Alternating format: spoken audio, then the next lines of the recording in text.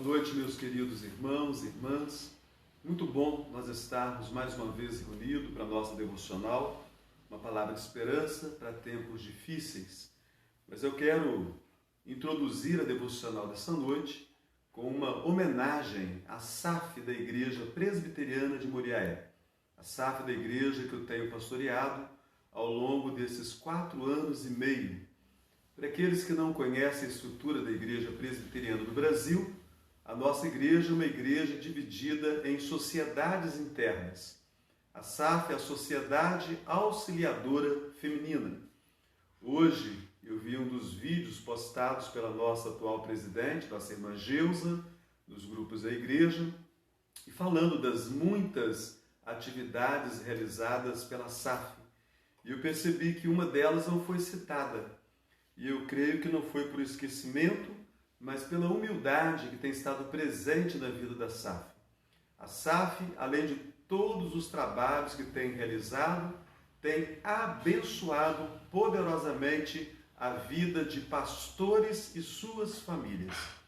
Se há uma sociedade que recebe o pastor com muita dignidade, com muito respeito, com muita consideração em nossas igrejas, com certeza é a SAF. Toda a igreja sempre é carinhosa com os pastores, mas a Sociedade Auxiliadora Feminina, ela tem um cuidado muito especial com o pastor, esposa do pastor, filhos do pastor, e eu tenho muito a louvar a Deus por causa disso. São 66 anos de história da SAF da Igreja Presbiteriana de Moriaé, e Deus tem me concedido essa graça de, nesses últimos 4 anos, estar pastoreando esse grupo de irmãs.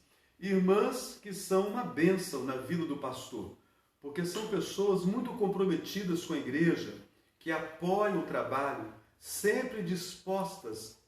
Com certeza, se há um grupo na igreja que o pastor sabe que pode contar em todo momento, é a SAF da igreja. Então eu quero deixar essa palavra para a nossa SAF, que Deus continue abençoando poderosamente a vida de cada uma das nossas sócias. Vocês fazem parte de uma história muito bonita. 66 anos de história de louvor a Deus. E nós temos certeza que até quando o Senhor Jesus tem determinado para o seu retorno glorioso para buscar a igreja, as nossas SAFs, em particular a SAF da Igreja Presbiteriana de Moriaé, vai continuar sendo uma bênção na vida dos pastores e suas famílias, e vai continuar a fazer o seu trabalho com excelência, despertando os outros grupos da igreja a estarem também envolvidos com a obra de Deus. Hoje eu quero compartilhar com vocês o livro dos Juízes. Queira abrir ou ligar a sua Bíblia no livro dos Juízes.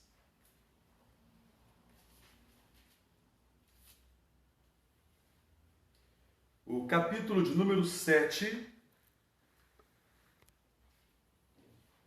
o versículo de número 15. Juízes, capítulo 7, versículo 15. Diz assim a palavra de Deus: tendo ouvido Gideão contar este sonho e o seu significado, adorou e tornou ao arraial de Israel e disse: levantai-vos, porque o Senhor entregou o arraial dos midianitas nas vossas mãos. Meus irmãos queridos, eu quero trazer hoje uma palavra de esperança para tempos de grande angústia. A história do livro dos Juízes é uma história de angústias. Nós temos um ciclo vicioso na história do livro dos Juízes. As Escrituras relatam desde o início desse livro que o povo andava no temor de Deus. De repente, eles se envolviam com pecados. Os pecados que as Escrituras de Juízes salientam estão todos eles envolvidos com idolatria. Eles deixavam o seu Deus, o Deus de Israel, para adorar os deuses dos povos que estavam ao redor deles. E todas as vezes que o povo fazia dessa maneira, o castigo vinha sobre eles. Porque o Senhor não aceita dividir a sua glória nem com homem, nem com pseudo-deus de sorte alguma. Então o povo adorava outros deuses e o castigo vinha. Como era esse castigo? Esse castigo não era de uma forma sobrenatural, como, por exemplo, nós podemos contemplar no livro de Êxodo, as pragas que foram derramadas sobre a terra do Egito. Mas era um castigo natural, era um castigo equivalente às questões políticas daqueles tempos. Era o período de conquista da terra. Então os povos peregrinavam e iam dominando outros povos, expandindo seus territórios, e assim os grandes impérios iam se apresentando, iam se manifestando. De sorte que Deus enviava sobre Israel, todas as vezes que Israel pecava, Deus enviava um povo. E esse povo se levantava, atacava Israel, não tinha sucesso total no seu ataque. Ele não conseguia vencer Israel a ponto de tirar Israel da terra ou de entrar e dominar a terra de Israel. Mas eles entravam e saqueavam a terra. Eles criavam situações de tal maneira difíceis para o povo que as colheitas ficavam totalmente comprometidas. Muitas vezes as colheitas, os grãos, eram escondidos em cavernas, para que no caso desses saques, eles não tivessem uma perda total das suas colheitas. Então, no tempo de Juízes, a palavra-chave é o seguinte: cada um fazia aquilo que achava mais certo. Pensa bem, se cada um na sua casa fizer o que acha mais certo, onde a sua família vai parar? Se cada um na igreja fizer aquilo que acha mais certo, onde a igreja vai parar? Então, naqueles dias era assim. Cada um fazia o que achava mais certo. E aquilo não ia dar certo, não ia funcionar de maneira alguma. Então, Deus estava sempre levantando juízes. Esses juízes eram os grandes heróis. Eles enfrentavam o povo inimigo e voltavam a Israel a ter o domínio das suas possessões por um período de tempo. Geralmente o tempo em que vivia o juiz. Mas quando o juiz morria, tempos depois, o povo voltava novamente a praticar os pecados. Deus castigava de novo, o povo chorava, Deus mandava um libertador. E assim nós vamos encontrar essa história por todo o período de Juízes até Samuel, que é o último juiz e vai fazer a transição para a monarquia de Israel. No texto que nós estamos lendo aqui, é o período em que o juiz será Gideão. Gideão vai ser aquele que Deus vai chamar para ser o juiz do seu povo. De cada tribo, de vez por outra, Deus escolhia um juiz para julgar toda a nação. Ele era como que um governador, né? Ele era aquele que era responsável por administrar politicamente todo o país. Não havia reis em Israel. Deus era o rei da nação e Deus usava homens nesses governos temporários. Nós podemos perceber que essa história de Gideão é uma história muito intrigante. O versículo que eu li para vocês: tendo ouvido Gideão contar este sonho e o seu significado, adorou e tornou ao arraial de Israel e disse: levantai-vos, porque o Senhor entregou o arraial dos midianitas nas vossas mãos. Muito cuidado, porque um texto solto das Escrituras pode conduzir você a um pensamento equivocado. De repente você vai pensar que as Escrituras nos convidam à prática da observação e da interpretação de sonhos. Não é nada disso.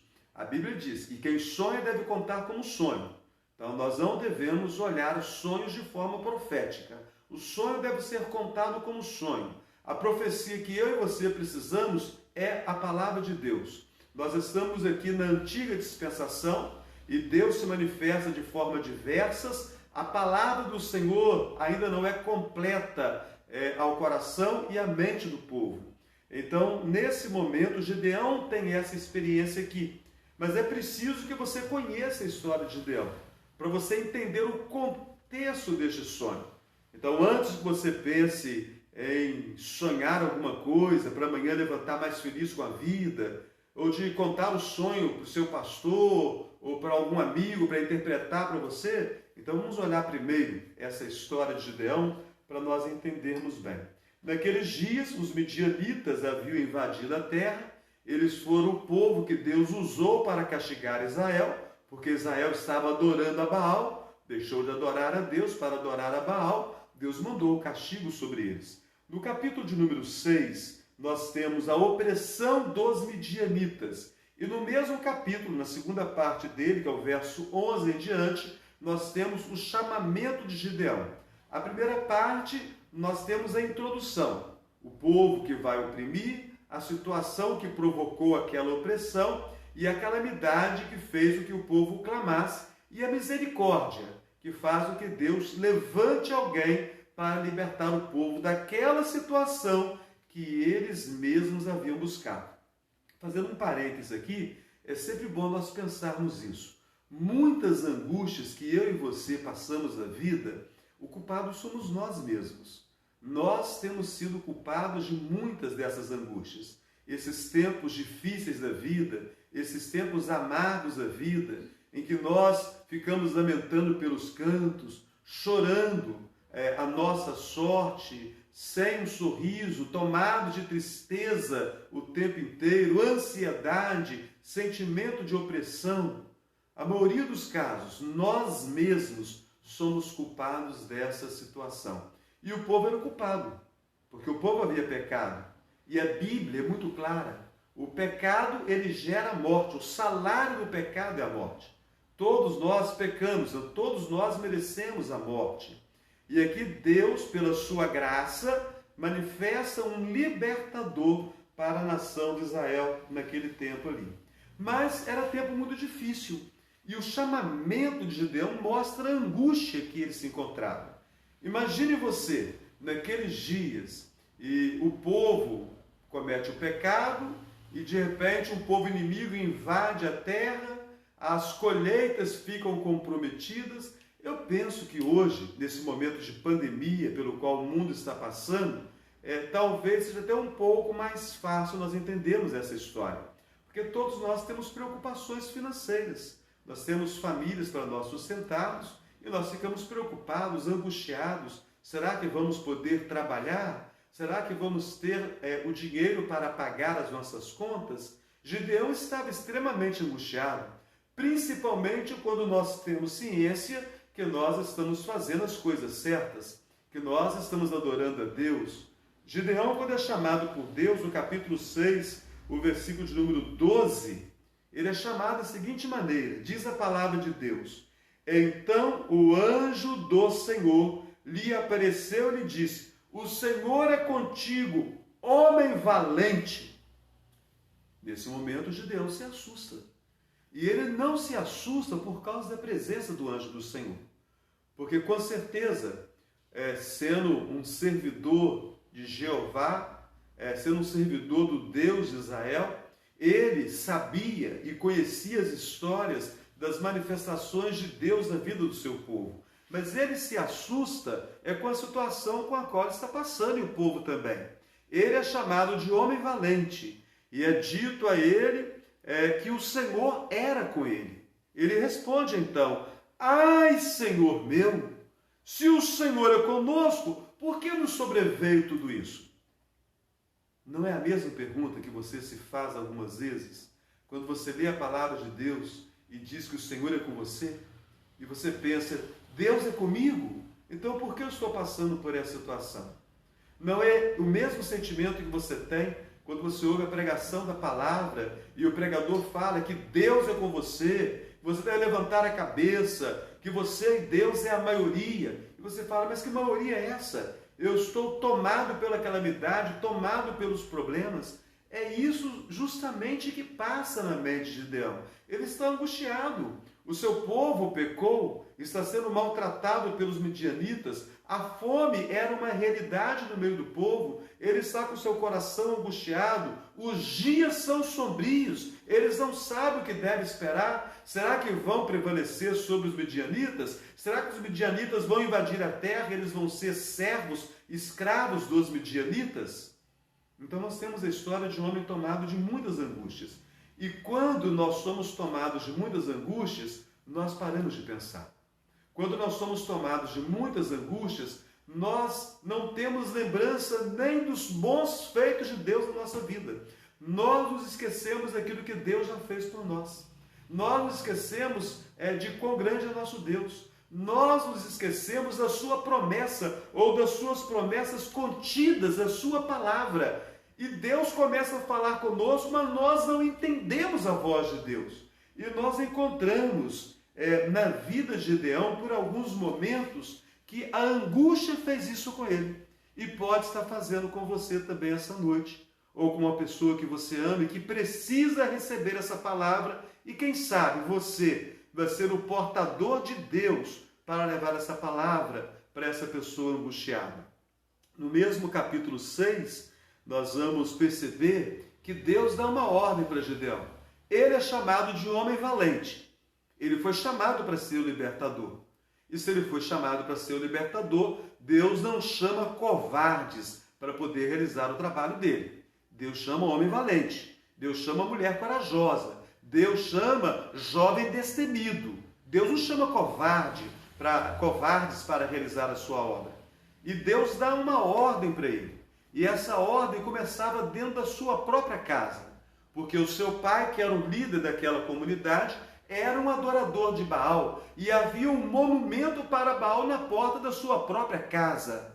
Então Deus dá uma ordem para ele. E essa ordem está no versículo de número 25. O capítulo 6, nós estamos meditando neste momento, o versículo 25. Naquela mesma noite lhe disse o Senhor: toma um boi que pertence a teu pai, a saber, o segundo boi de 7 anos, e derriba o altar de Baal, que é de teu pai, e corta o poste ídolo que está junto ao altar. Então o juízo de Deus começa na casa de Gideão. E eu e você precisamos pensar acerca disso. O juízo de Deus começa na nossa própria vida. O juízo de Deus começa na nossa própria casa. Antes de nós olharmos o pecado dos outros, nós precisamos olhar para o pecado presente em nossa própria vida. E nós precisamos ter disposição para fazer alguma coisa. Deus nos chama também de homens e mulheres valentes, mas nós precisamos ter coragem para atender às ordens de Deus. E Gideão estava com seu coração tão angustiado que ele não atende a ordem de Deus de uma forma plena. Talvez você diga, mas parece loucura, se Deus falou, eu vou fazer. Mentira, você sabe disso. Quando nós estamos angustiados, mesmo sabendo que Deus fala, nós titubeamos a fé. Nós ficamos em dúvidas muitas vezes. E o texto nos fala no versículo 27 que ele agiu. Ele atendeu a voz de Deus. Mas de que maneira que ele fez isso? No versículo 27, então Gideão tomou 10 homens dentre os seus servos e fez como o Senhor lhe dissera. Temendo ele, porém, a casa de seu pai e os homens daquela cidade, não o fez de dia, mas de noite. Na calada da noite, ele resolveu atender às ordens de Deus. Tem muito crente que só age na calada da noite, né? Ele vai para o culto quase que às escondidas, para que ninguém veja que ele é crente. Nem carrega a Bíblia. Tem a Bíblia no celular mesmo, para que carregar a Bíblia? Tem muito crente que age na calada da noite. Foi chamado por Deus, mas tem um medo tão grande de revelar que é um cristão, de revelar o seu chamado, que faz as coisas que precisa fazer, mas faz tomado de inúmeras limitações. Um trabalho feito à noite, um trabalho feito às escondidas, não tem como prosperar plenamente. Nós encontramos um segundo momento em que podemos perceber que quando a angústia é muito grande, ainda que Deus esteja falando, nós criamos resistência. Olha comigo o versículo 36 deste mesmo capítulo 6 do livro de Juízes. Disse Gideão a Deus. O Senhor deu a ordem para ele, no versículo 34. Então o Espírito do Senhor revestiu a Gideão. O Senhor havia dado a ordem, o Senhor deu o revestimento a ele, a capacitação, mas no versículo 36, disse Gideão a Deus: se hás de livrar a Israel por meu intermédio, como disseste. Deus havia dito. E ainda assim, Gideão cria dificuldades para atender o chamado de Deus. Eis que eu porei uma porção de lã na eira. Se o orvalho estiver somente nela e seca a terra ao redor, então conhecerei que há de livrar Israel por meu intermédio, como disseste. Então lá no terreirão, ele coloca uma porção de lã e ele faz uma prova com Deus. Se o orvalho estivesse na lã e seca a terra ao redor, então ele havia entendido que Deus estava chamando. No versículo 38 diz: e assim sucedeu, porque ao outro dia se levantou de madrugada e, apertando a lã do orvalho, dela espremeu uma taça cheia de água. A resposta de Deus não seria o suficiente para que a partir de agora ele atendesse a Deus sem mais questionamentos. Não é verdade que Deus tem respondido a você muitas vezes e ainda assim você continua em dúvidas? Você anda às vezes tão angustiado que Deus tem respondido, você tem visto a resposta de Deus, mas você ainda tem dúvidas. E é o que nós vamos perceber ao longo dessa história. No versículo 39 acontece aquilo que nos parece um absurdo. Disse mais Gideão: não se acenda contra mim a tua ira. Ele está falando com Deus. Se ainda falar só esta vez, rogo-te que mais esta vez faça eu a prova com a lã. Mas agora que só a lã esteja seca e na terra ao redor haja orvalho. Então agora ele inverteu. Ele entendeu o seguinte: o primeiro milagre foi muito fácil. A lã ficou ensopada, mas de repente a terra sugou o orvalho e ficou seca. Ele colocou em credibilidade o milagre que Deus havia feito. Então agora ele propõe o contrário: que a lã fique seca e a terra ao redor no orvalho. E no versículo 40, e Deus assim o fez naquela noite, pois só a lã estava seca, e sobre a terra ao redor havia orvalho. A partir daí nós entramos no capítulo 7. E nesse capítulo Deus vai dar a Gideão um exército com milhares de soldados. Mas Deus, para que Gideão confiasse plenamente nele, dispensa aqueles milhares para com apenas 300 homens conceder uma grande vitória a Israel. Para que ficasse evidente que a vitória contra o inimigo, ela não seria resultado do exército poderoso, do grande número de soldados, mas ela seria resultado tão somente da ação de Deus. E Gideão cumpre todo aquele processo de escolha que vai resultar nos 300 homens. Parece que agora está tudo bem. Gideão, ele foi e derrubou o altar de Baal que pertencia ao pai dele na calada da noite. E quando o povo se revoltou, eu tenho certeza que você vai querer ler essa história toda, o pai dele o apoiou e ficou mais encorajado. Agora, nessa segunda experiência, uma segunda prova com a lã 2 vezes, e agora então ele está pronto. Mas Deus conhece o coração humano. E ainda que agora Gideão não pedisse prova alguma, ainda que agora ele estava disposto a ir para a batalha, sem que fosse na calada da noite, sem ter que fazer mais provas com Deus, Deus conhece o coração humano e sabe que ainda assim é grande a angústia de Gideão. E nós encontramos no versículo 9, esse Deus maravilhoso, no capítulo 7, versículo 9, esse Deus maravilhoso que sonda o coração e que sabe quando nós estamos com medo e que sabe quando nós estamos com angústia, ainda que as nossas feições não o demonstrem.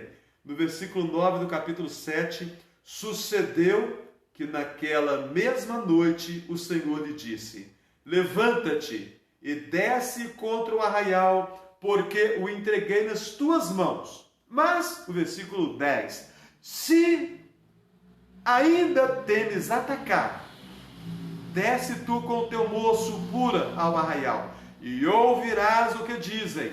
Depois, fortalecidas tuas mãos, descerás contra o arraial. Então desceu com seu moço pura até a vanguarda do arraial.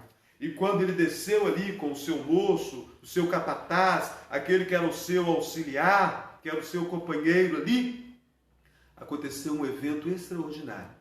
E alguém dos midianitas contou o sonho, que eu não vou dar spoiler, eu não vou contar para você o sonho. Você vai pegar esse capítulo 6 e você vai fazer a leitura dos capítulos seguintes para você conhecer a história de Gideão. Mas quando Gideão desce e ele então ouve o sonho, agora o seu coração é livre do medo e da angústia. E então Deus pode fazer uma grande obra por meio de Gideão. Eu quero convidar você neste momento para nós orarmos, para que Deus tire a angústia do seu coração. De repente você tem feito provas com Deus, você tem feito provas acerca da sua situação, acerca dos momentos da sua vida, você tem feito provas acerca da sua família, você tem dúvidas, você está com dificuldades nas relações familiares, você está com dificuldades na sua vida profissional antes dessa pandemia, quanto mais agora. Você tem dificuldade até na sua caminhada cristã, a sua vida na igreja anda muito lenta, você anda um cristão muito estranho, a angústia te domina e você não consegue se entregar totalmente para Deus. Eu quero convidar você a nós orarmos neste momento, para que Deus opere uma obra completa na sua vida, para que você não trabalhe na calada da noite, não seja um crente às escondidas, para que você não seja aquele que faz prova com Deus todo dia, e para que Deus sonde o seu coração, e se houver alguma dúvida, se houver alguma dificuldade, que Deus opere maravilhosamente na sua vida, e você possa levantar daqui, dessa nossa devocional, pronto para enfrentar a vida, para enfrentar os desafios e para experimentar a vitória de Deus na sua caminhada. Bondoso Deus, muito obrigado pelo teu cuidado para conosco. A história de Gideão nos mostra uma palavra de esperança para tempos de grande angústia na vida do libertador que o Senhor escolheu para aqueles tempos para livrar Israel dos seus inimigos, os midianitas. Um homem assim como nós, um homem tomado de medo, de preocupação, que algumas vezes tem a percepção que está sozinho, que foi abandonado pelo Senhor. Ó Deus, se porventura isso acontece, se procede em nosso coração esse tipo de sentimento, que o Senhor possa nos visitar de tal maneira essa noite, a sondar o nosso coração e a tirar todo o medo e toda a angústia, para nós enfrentarmos as adversidades e dificuldades. Fortaleça a nossa fé. Acalma, ó Deus, o nosso coração. Confirma a tua palavra de esperança para a nossa vida nos tempos de grande angústia. Assim nós oramos, certos de que seremos tão abençoados quanto fora Gideão naqueles dias. Assim oramos no nome que é sobre todo nome, o nome santo e precioso do Senhor Jesus. Amém. Que Deus te abençoe poderosamente. Eu quero convidar você, amanhã, quinta-feira, para visitar as páginas da Igreja Presbiteriana de Muriaé. Nós estamos estudando Atos dos Apóstolos, capítulo 13. Estamos estudando as viagens missionárias do apóstolo Paulo e teremos um estudo maravilhoso. Eu convido você a participar conosco amanhã, às 19h30. Deus abençoe a sua vida. Uma ótima noite.